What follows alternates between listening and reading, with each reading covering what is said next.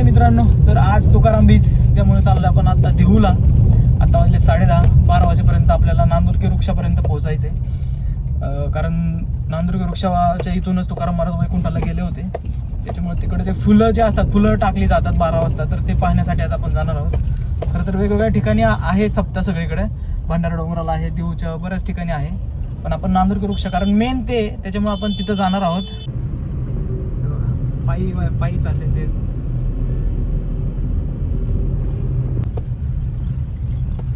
हे बघा, तळावड्यात पहिले बॅरिकेड तळावड्यात लावलेत. आता बघू पुढं आणखीन कुठं कुठं आपल्याला जायला मिळते का नाही. हे बघा, बस तर आखी फुल भरून चालली आणि सगळे लोक भाविक भक्त तिकडंच तुकाराम बीचे निमित्त देऊला चाललेले आहेत. त्यांच्या मागोमाग आपणही आहे. चला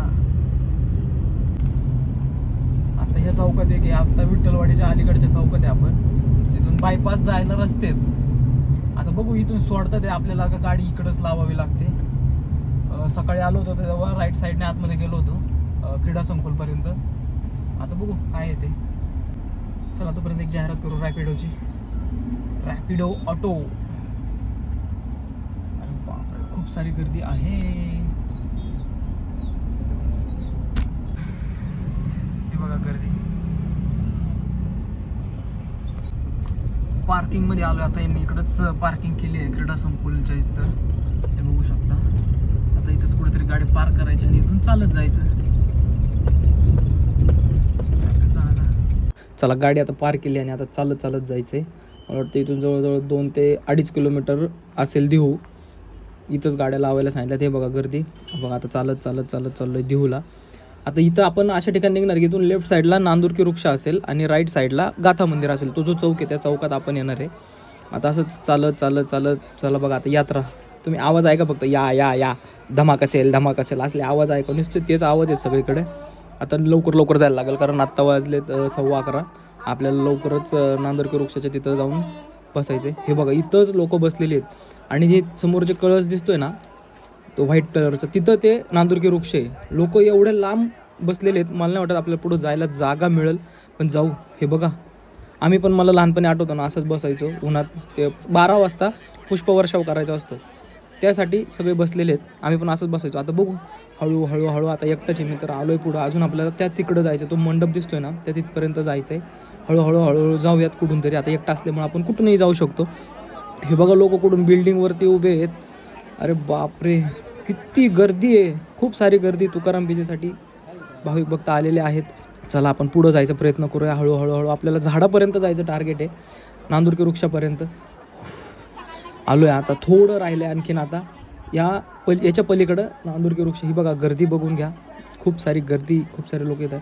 आता आपण काय केलं आहे, थोडं पुढं आलो आणि राईट साईडने डायरेक्ट स्मशानभूमी आहे. मंदिराच्या पलीकडून स्मशानभूमी आहे. त्या स्मशानभूमीतच आलो आहे डायरेक्ट. तिथं येऊन म्हटलं बघू आता इथून रोड आहे का, तर इकडं पण लोक बसलेले आहेत. आता यांना पत्र्यातून काय दिसतं मला नाही माहिती, कारण पुढं भिंत आहे आणि पत्र्यात लोक बसलेली आहेत.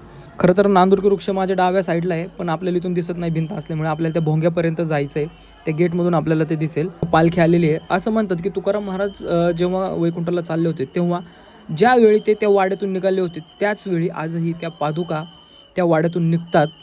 त्याची पालखी इथून येते आणि ह्यावेळेस असं म्हणतात की सगळे देव तिथं आले होते. आता हे बघा, जेजुरीचं खंडेराय तिथून हे आलेले आहेत. त्याच्यानंतर याच्या मागं तुम्ही बघू शकता, आता हे संबळ वाजवतात हे नक्कीच देवीचं असेल. मे बी मला क्लिअरली नाही माहिती, पण ते देवीचं असेल. त्याच्यानंतर हे बघा निर्मल बाबा, म्हणजे मला वाटते गाडगे बाबा असू शकतात, ते आहेत. त्यानंतर मागं वासुदेव आहे. असे सगळे इथं येतात, ती पालखी घेतात आणि ती पालखी देहू वाड्यातून अशी चालवत चालवत आणत नांदुरकी वृक्षापर्यंत आणतात. आणि तिथं निळोबारायांचं मंदिर आहे. त्या मंदिरात त्या पादुका ठेवतात आणि मग तिथं आरती केली जाते. आणि मग त्या पादुका मंदिरात नेतात, आरती केली जाते आणि तिथून परत पालखीमध्ये ठेवून पालखी परत माघारी जाते. हे सगळं आज आपण पाहणार आहोत. पालखीचा मानाचा पताका आलेला आहे. आता आपण याचं दर्शन घेऊयात. आणि याच्या मागं आणखीन बघा बाकीचे वारकरी देखील आहेत. विठ्ठल नामाचा तुकाराम तुकाराम असा जयघोष करत सगळे वारकरी ही दिंडी घेऊन, ही पालखी घेऊन देहू वाड्यातून आत्ता नांदुरकी वृक्षाकडे येत आहेत. आत्ताच ही स्थिती आहे, तर त्या काळी इमॅजिन करा की काय असेल जेव्हा खरंच तुकाराम महाराज वैकुंठाला चालले असतील आणि ते वाड्यातून निघाले असतील आणि काय दृश्य असेल ते इमॅजिन करा. हे बघा आता दिंडीतले विणेकरी आलेले आहेत, यांच्या मागच पालखी असणार आहे. तुकाराम तुका, ही बघा पालखी देववाड्यातून आलेली आहे. त्याच्यावरती जी छत्री ती बघा ना कसली सजवलेली आहे. पालखीला पण खूप फुलं वगैरे लावलेले आहेत. आणि हा मी मुद्दाम दाखवते, नाही तर लोक म्हणतील हा नुसताच दुसऱ्याच्या क्लिप्स दाखवतो काय. मी हा स्वतः खरंच गेलो होतो, त्याच्यामुळे मी स्वतःचा पण एक व्हिडिओ घेतला आहे. आता आपण आली आहे पालखी, चला दर्शन करूयात. खूप चेंगराचेंगरी होणार आहे, त्याच्यामुळे आत्ताच तुम्ही पालखी नीट बघून घ्या. पुढं थोडं कॅमेरा डिस्टर्ब होऊ शकतो. आणि बघा झालंच, खूप गर्दी होती, चेंगराचेंगरी. दर्शन तर झालं, मी तर दर्शन घेतलं बाबा समोरून. तुम्हीही या व्हिडिओद्वारे पालखी बघताय, हे तुमचंही भाग्य आहे. फायनली आपण आता त्या मंदिराच्या समोर त्या भोंग्यापाशी आलेलो आहे आणि ही गर्दी तुम्ही बघू शकता. एवढी सारी लोक दुपारी 12 रखरखत्या उन्हात उभी आहेत फक्त तुकाराम महाराजांसाठी. खरंच एवढी श्रद्धा देवावरती असावी.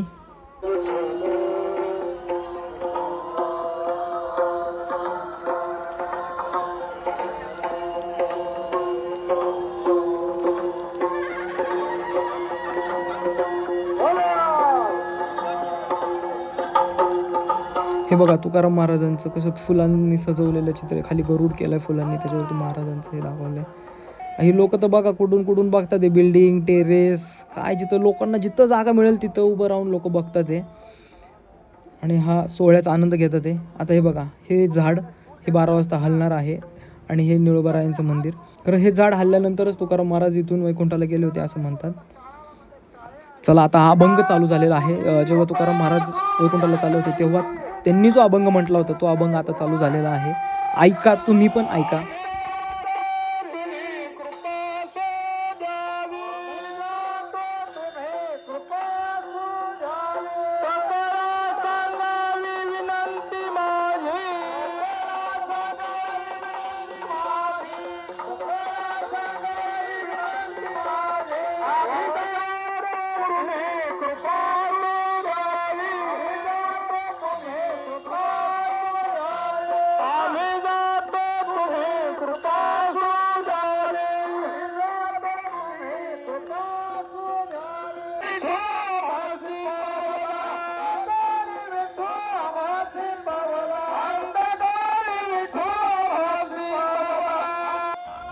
आता दुपारच्या बरोबर 12 वाजलेले आहेत आणि बघू शकता सगळे भाविक नांदुरकीच्या झाडाच्या दिशेने पुष्पवृष्टी करत आहेत.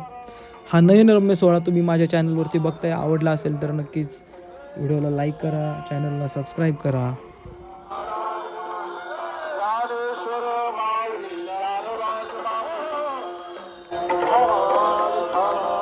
बाकीचे थांबा आता खाली थांबा खाली.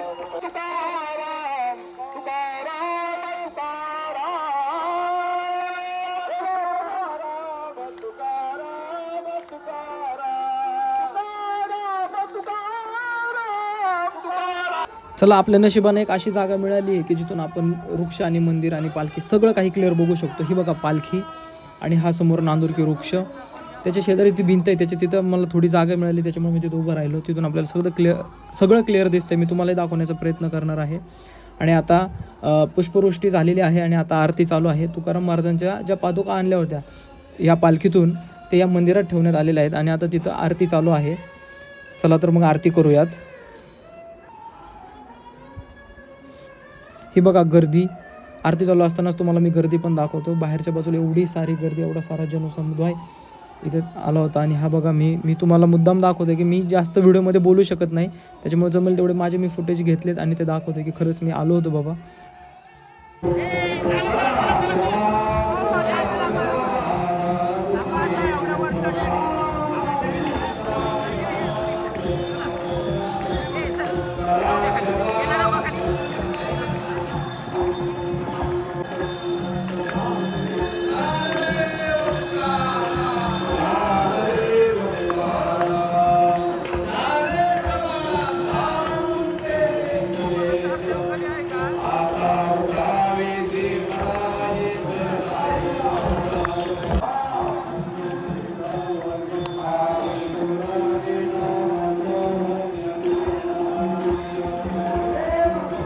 आरती चालू आहे.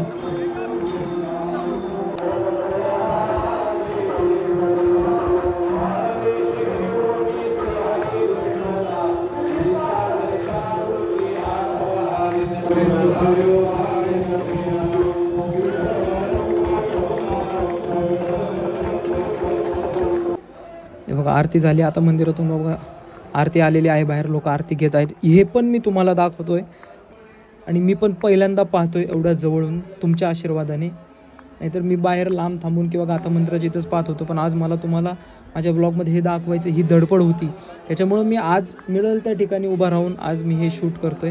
त्याच्यामुळं तुमचेही खरंच खूप खूप धन्यवाद की तुम्हाला दाखवायचं आहे म्हणून मलाही पाहायला मिळते. मला तर लाईव्ह पाहायला मिळते आणि तुम्हाला तर माझ्या चॅनलवरती पाहायला मिळते. त्याच्यामुळे तुमचेही खूप धन्यवाद आणि तुम्ही सबस्क्राईब करून मलाही धन्यवाद द्या.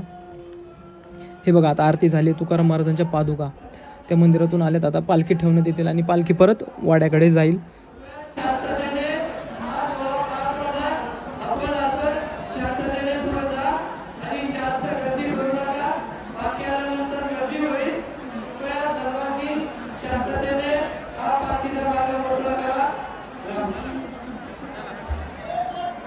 चला आता सगळा सोहळा पाहिला आहे आणि आता आपण समोरून परत गाथा मंदिराकडे जाऊयात, कारण तिकडे आई वडील आहेत.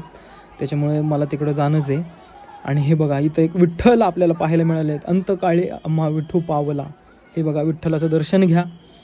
चला आणि आता पुढं आलो आहे. हे बघा हे मंदिर खूप चेंगराचेंगरी चालू आहे, कारण लोकांची मला जी सवय आवडलेली नाही आहे ती म्हणजे लोकांना म्हणतात की आमचा माणूस पुढे आहे, आमचं हे पुढे आहे, आमचे ते पुढे आहे. त्याच्यामुळे लोक विचार पण करत नाही की कोणीतरी बसलं आहे त्याच्यावरतून लोक जात होती.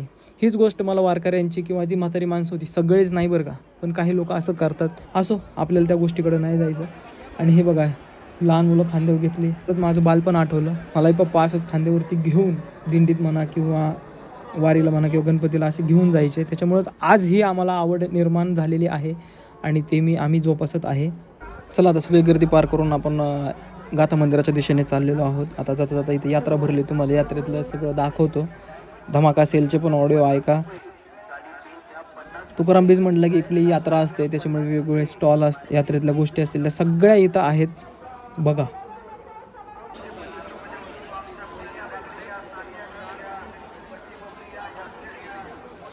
आणि यात्रेतून तुम्ही काय घेता हे कमेंटद्वारे मला नक्की कळवा.